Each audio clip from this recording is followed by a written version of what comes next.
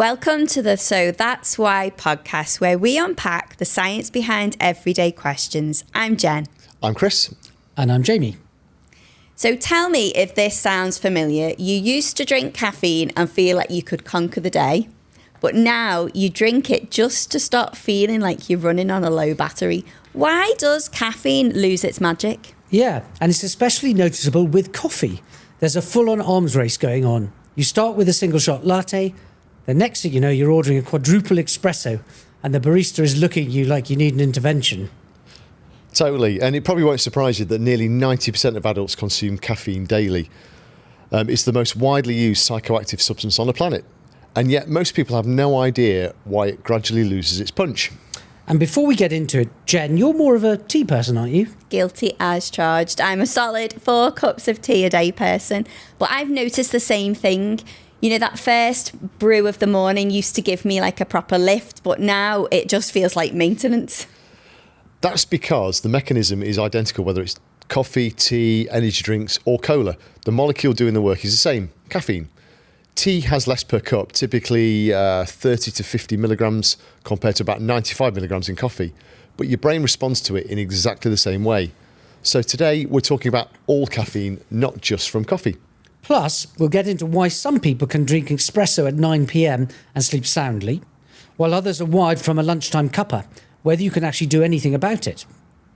So what's really going on here? Because most people think caffeine tolerance, it's just a minor inconvenience. They do, but it is much more than that. In fact, a 2017 trial found that while caffeine still improved mental and physical performance after 2 weeks of daily use, those benefits completely disappeared after 1 month of daily intake.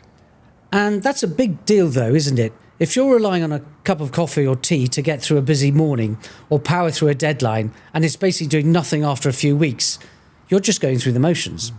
So the effects completely disappear after 1 month. So every January when I set my, new year, new me goals, my caffeine's already checked out before I have. I know, depressing, right?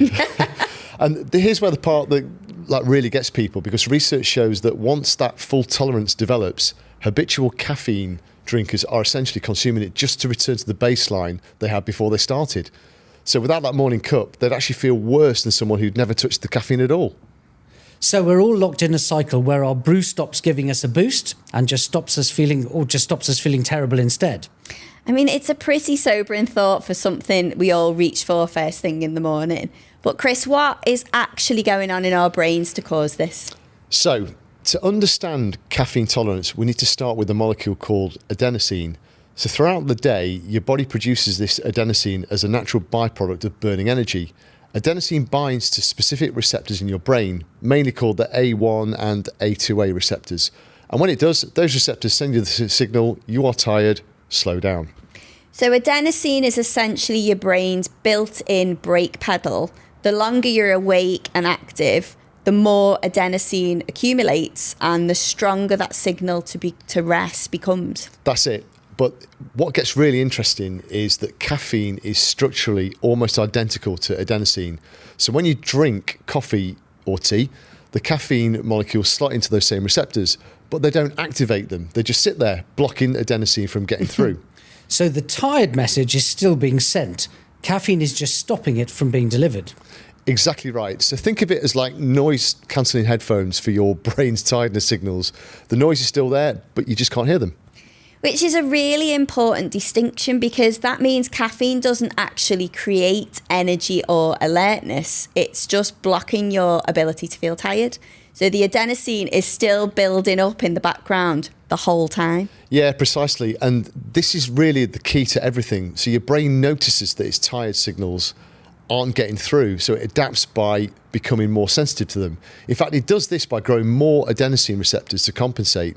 And a landmark study found that regular caffeine users increased adenosine receptors in the brain by about 20 to 30%.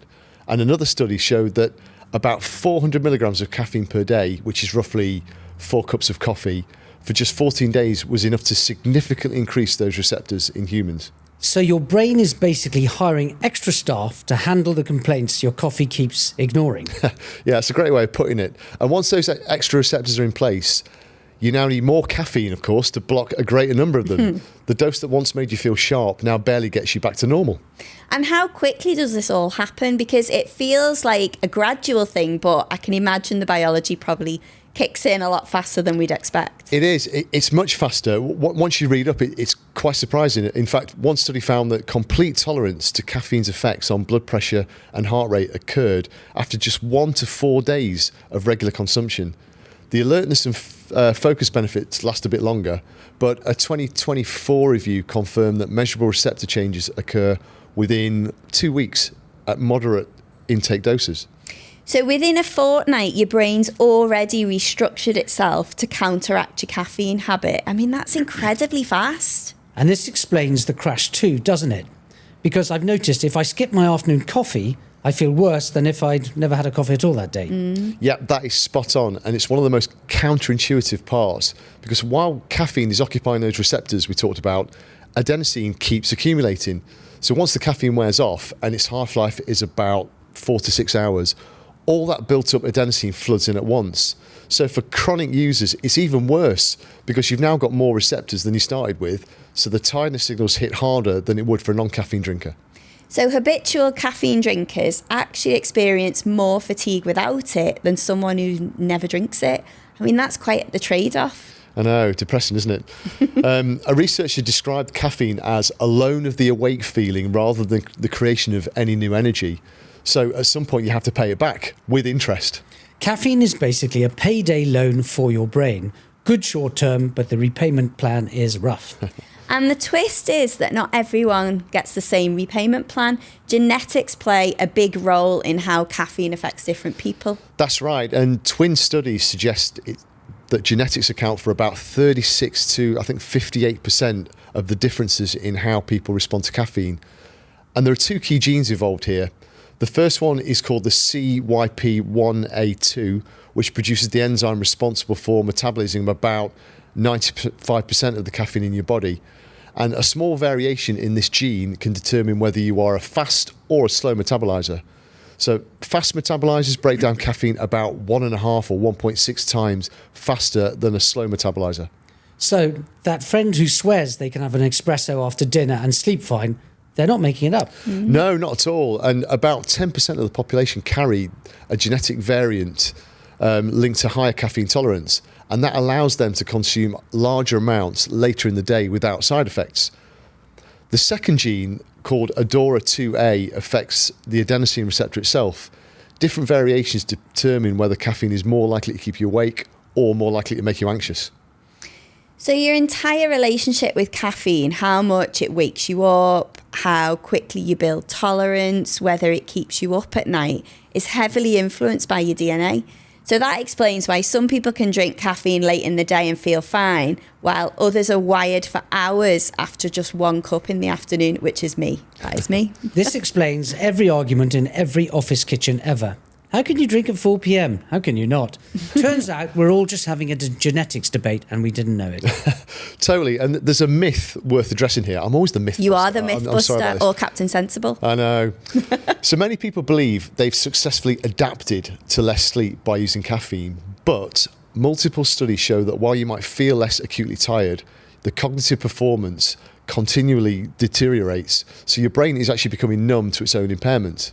So we touched on this in our sleep episode, the idea that people can accumulate sleep debt without realising how impaired they are. And then caffeine masks that even further, which is why it's such a trap. What about age? I definitely feel like coffee hits differently now compared to how it did in my 20s. No, absolutely. So caffeine metabolism slows with age, meaning it stays in your system for longer. This is why many people find they can't tolerate a late afternoon coffee as they get older. They're not just imagining it. So their liver is simply processing it more slowly. Which explains why some people naturally switch to lower caffeine like decaf tea over time, because lower caffeine per cup means less impact on your sleep, especially if your metabolism slows with age. All right, so the big question, can we actually do anything about this, or are we stuck in an endless cycle? Yeah, you can absolutely manage it. And the most effective approach is strategic use of caffeine rather than habitual use of caffeine. So research shows that using caffeine on only days when you genuinely need peak performance, let's say 2 to 3 days a week, prevents that steady receptor buildup that causes tolerance. And for people who want to reset their tolerance, studies show that brain receptor sensitivity, it typically normalizes within about 2 weeks of stopping caffeine. After a 2-week break, your sensitivity returns roughly to 70-80% of its original level. But heavy users obviously might need, up to 2 full months for a full reset. 2 weeks without coffee. I think most people would rather live with weaker caffeine effects than deal with 2 weeks with no coffee. Definitely. Yeah, I think that's fair. And there is a gentler option you can take. So gradually reducing that caffeine intake by about 25% every 10 days, that will produce significantly fewer withdrawal symptoms. And research shows that about 80% fewer severe effects compared to stopping abruptly for people. It's also worth mentioning that caffeine withdrawal is actually clinically recognised. It's no joke, is it? People experience symptoms such as headaches, fatigue, irritability, difficulty concentrating. And those symptoms typically peak a few days after, but then they do resolve within a couple of weeks. And that applies to tea drinkers too? It does, although tea drinkers often have a smoother experience because their daily caffeine intake tends to be lower. If, like Jen, you're on about 4 cups of tea a day, you're looking at maybe 150 to 200 milligrams of caffeine in total. If you compare that to the same number of coffees, like 4 a day, that's closer to 400 milligrams. So the withdrawal is proportionate to the intake. I mean, that's reassuring. So tea drinkers like myself might build tolerance more slowly and have a gentler time resetting. Generally, yes. And keeping daily intake below roughly 200 milligrams, which is about 2 standard coffees or 4 teas, that slows the rate at which that tolerance builds. And one study found that 400 milligrams of caffeine daily for only 7 days had no measurable receptor effect, but the same dose for 14 days did. So moderate tea drinking may sit in that sweet spot where you're getting some benefit without triggering those major receptor changes. So it's about finding that balance where you're getting the benefit without tipping into the zone where your brain starts remodeling. And here's something else that's really interesting for anyone who exercises. Caffeine still appears to boost physical performance, even in tolerant individuals. And a study showed that caffeine supplements, they enhance physical performance by an average of around 11%. So those that are habitual users, they might need a higher dose, but the benefit doesn't disappear entirely the way the mental alertness benefit does. No, and 11% is huge, isn't it? But the catch is that caffeine improves performance, but can disrupt sleep. And of course, poor sleep undermines recovery. So for anyone exercising regularly, the timing matters. Ideally, no caffeine within about 8 hours of bedtime. That's really interesting because it creates a real tension. You want the performance boost, but not at the cost of your sleep.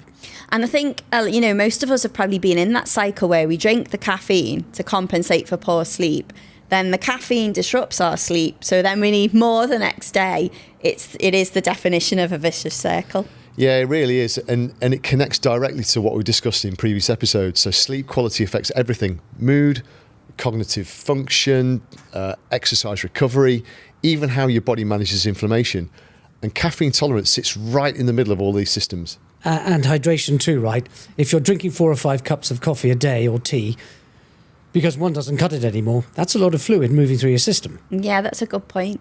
At normal consumption levels, coffee and tea are both hydrating, and we covered that in our hydration episode.